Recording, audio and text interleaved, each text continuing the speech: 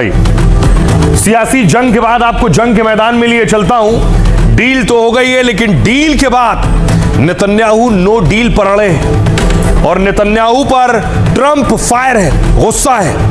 उससे पहले तस्वीर देखिए, प्रधानमंत्री नरेंद्र मोदी फ्रांस में है, डोनाल्ड ट्रंप भी आज फ्रांस में है क्योंकि G7 बैठक होनी है। ट्रंप और पीएम मोदी की आज मुलाकात हुई है और लंबे वक्त बाद यह मुलाकात हो रही है।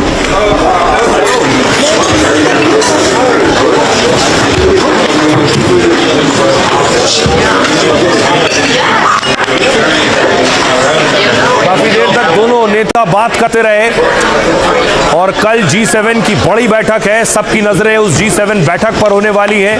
ट्रंप देखिए बैठे हुए थे, पीएम मोदी आए तो ट्रंप खड़े हो गए, उठे और पीएम मोदी से हाथ मिलाया ट्रंप ने।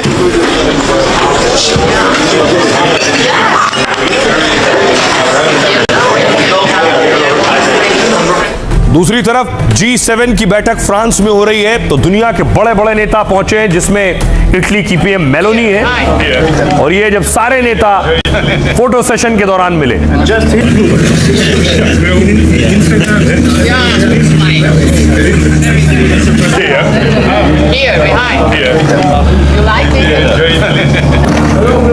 Just here, please. Down there, please.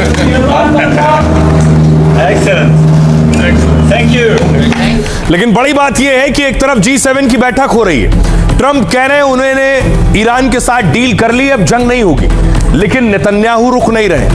Trump के लिए एक बड़ी एम्बैरेसमेंट है कि वो बार बार इजराइल और नेतन्याहू से कह रहे हैं जंग रुक गई है, आप हमले मत करिए, लेकिन नेतन्याहू नहीं मान रहे। यही वजह है कि ट्रंप आज आग बबूला थे नेतन्याहू पर।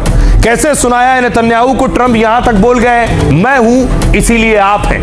देखिए जरा क्या कह रहे हैं डोनाल्ड ट्रंप। ईरान से डील के बीच ट्रंप ने नेतन्याहू को जमकर सुनाया है। ट्रंप ने कहा उनके बिना न इजराइल होता और न नेतन्याहू, क्योंकि किसी दूसरे राष्ट्रपति ने वो नहीं किया जो मैंने किया है। लेबनान पर इजरायली हमले को लेकर भी निशाना साधा, नेतन्याहू को लेबनान मुद्दे पर जिम्मेदारी दिखाने की सलाह दी है। ट्रंप ने कहा उनकी नेतन्याहू से अच्छी दोस्ती रही है, लेकिन नेतन्याहू का ज्यादा जिम्मेदार रवैया अपनाना होगा। ट्रंप ने सीधे तौर पर लेबनान पर हमले पर सवाल उठाए। उन्होंने कहा किसी एक व्यक्ति को निशाना बनाने के लिए पूरी इमारत गिराना सही नहीं है, क्योंकि वहां रहने वाले सभी लोग हिजबुल्लाह के सदस्य नहीं होते। ट्रंप के मुताबिक इजरायली हमले से शांति समझौते में मुश्किल आ रही है। इतना ही नहीं, ट्रंप ने इजराइल को चिढ़ाने वाला बयान दे दिया। ट्रंप ने कहा सीरिया इजराइल से बेहतर लड़ सकता है, हिजबुल्लाह से निपटने में सीरिया बेहतर भूमिका निभा सकता है। सीरिया लंबे समय से इजराइल का कट्टर विरोधी रहा है। ट्रंप ने सीरिया को इजराइल से बेहतर बताकर नेतन्याहू की टेंशन बढ़ा दी है। ट्रंप ने सीधे सीधे नेतन्याहू की रणनीति पर सवाल उठा दिए हैं। ट्रंप के मुताबिक नेतन्याहू की रणनीति से शांति वार्ता खतरे में। दूसरी तरफ इजराइल ने इस डील से खुद को किनारे कर लिया है। इजराइल ने इसे ट्रंप की डील बता दिया है, ये ट्रंप की डील है, इजराइल इससे बंधा हुआ नहीं है, इजराइल अमेरिका का गुलाम नहीं है। इजरायली रक्षा मंत्री ने कहा डोनाल्ड ट्रंप क्या कह रहे हैं और नेतन्याहू क्या कह रहे हैं। लेबनान के मामले में नेतन्याहू को ज्यादा जिम्मेदार होना होगा। मैं उनसे परेशान नहीं हूं, हम दोनों के बीच बेहतर रिश्ते हैं। मैंने इजराइल को सलाह दी है कि सीरिया को हिजबुल्लाह को संभालने दे। सच कहूं तो मुझे लगता है कि सीरिया हिजबुल्लाह को अच्छे से हैंडल कर सकता है। ये समझौता अमेरिका ने किया है, अमेरिका के राष्ट्रपति ने समझौता किया है। उन्हें लगता है कि इससे ईरान परमाणु नहीं बना पाएगा। मैं कह रहा हूं कि ये सिर्फ ट्रंप का फैसला है, वो इसका नेतृत्व कर रहे हैं। और अब आपको बताऊं कि एक तरफ नेतन्याहू कह रहे हैं ट्रंप का फैसला है, ट्रंप ने डील की है, ट्रंप कह रहे हैं मेरी बात माननी होगी, लेकिन इस डील को लेकर सवाल उठे कि अमेरिका ने डील ऐसे ही नहीं की है, अमेरिका ने इसके लिए बहुत पैसा खर्चा है, लाखों करोड़, ये आरोप लगे। सच क्या है? डील में कहा गया 28 लाख करोड़ हर्जाना देगा अमेरिका। अमेरिका ईरान में शांति समझौते पर दस्तखत हुए, शांति समझौते पर अभी डिजिटल साइन हुआ है। 19 जून को औपचारिक तौर पर डील पर मुहर लगेगी। ट्रंप ने दावा किया कि अमेरिका ईरान में समझौता हो गया है। स्विट्जरलैंड के जिनेवा में शुक्रवार को औपचारिक हस्ताक्षर होंगे। अमेरिकी डेलीगेशन की अगुवाई उपराष्ट्रपति जेडी वेंस करेंगे।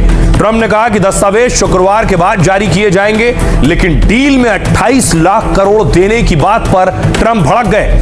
दावा किया गया था कि अमेरिका ईरान को 28 लाख करोड़ रुपए का पैकेज देगा। न्यूयॉर्क टाइम्स के मुताबिक डील होने पर यह रकम ईरान को दी जाएगी, लेकिन ट्रंप ने ईरान को 28 लाख करोड़ देने की बात को फर्जी बताया। इसे विपक्षी पार्टी डेमोक्रेट्स की तरफ से फैलाई गई झूठी खबर करार दिया। ट्रंप ने सोशल मीडिया पोस्ट में लिखा, हम ईरान में कोई पैसा निवेश नहीं कर रहे हैं, लेकिन हमें भविष्य में कभी भी वहां जाकर निवेश करने का अधिकार है। सुनिए जरा क्या कुछ कह रहे हैं ईरान के विदेश मंत्री और डोनाल्ड ट्रंप। बहुत जल्द अमेरिका और ईरान डील पर आधिकारिक तौर पर हस्ताक्षर करेंगे। इसी दिन नए राउंड की बैठक दोनों देशों में शुरू होगी। इससे अंतिम समझौते तक पहुंचा जा सकेगा। हम शुरुआती दौर में जंग खत्म करने, हॉर्मुज में नाकेबंदी खत्म करने तो एक तरफ ममता बनर्जी कोर्ट में गई हैं, दूसरी तरफ ममता बनर्जी ने जो बंगाल में बनाया खड़ा किया उसे गिरा दिया गया। ये आप देख रहे हैं, ये गेट था, गेट के ऊपर विश्व बंगला का लोगो था, उसे गिरा दिया गया है।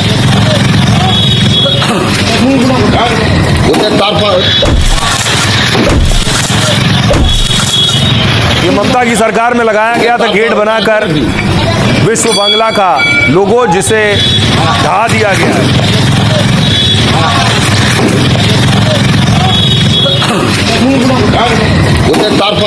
दूसरी तरफ ममता के लिए मुश्किल उनकी अपनी टीम को लेकर है, क्योंकि टीम में बगावत हो चुकी है। टीम एनसीपीआई ज्वाइन कर चुकी है और एनसीपीआई को की चीफ हो गई है काकोली घोष।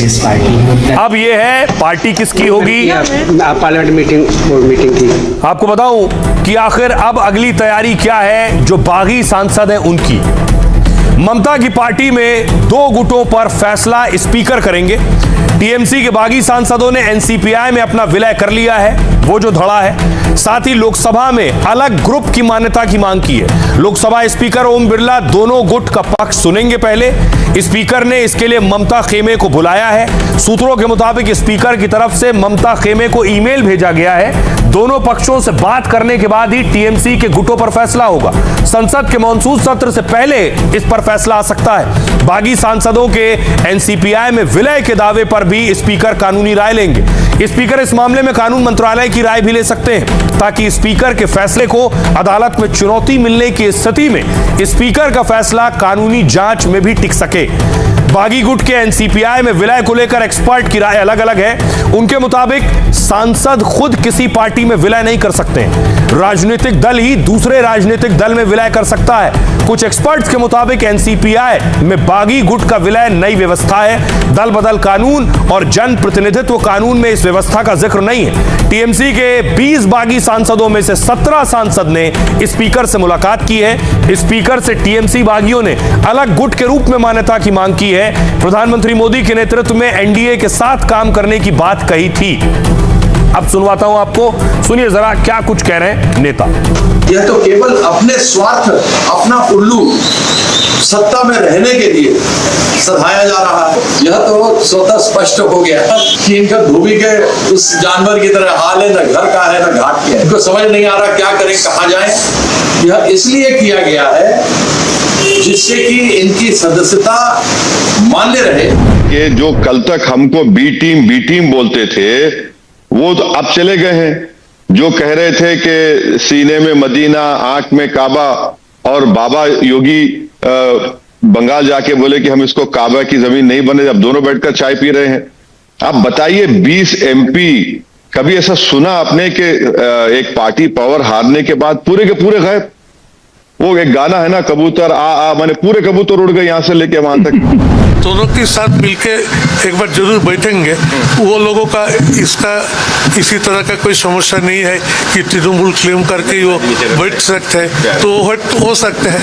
हमारे पार्लियामेंट में रूल्स कुछ अलग जो चल रहा है। मैं पहले भी बोला था, देखिए अभिषेक बंदोपाध्याय का संगठन में संघ है, गठन नहीं है। जिसको आप महिला का प्रेसिडेंट बना दिया, वो दिल्ली जाकर साइन करके एनसीपीआई में चला गया। जिसको यूथ का प्रेसिडेंट बनाया, ऑलरेडी दिल्ली के लिए रवाना हो गया था। तो ये ऑर्गेनाइजेशन का बुरी स्थिति है, और history repeats itself, first as a tragedy and then as a Fars.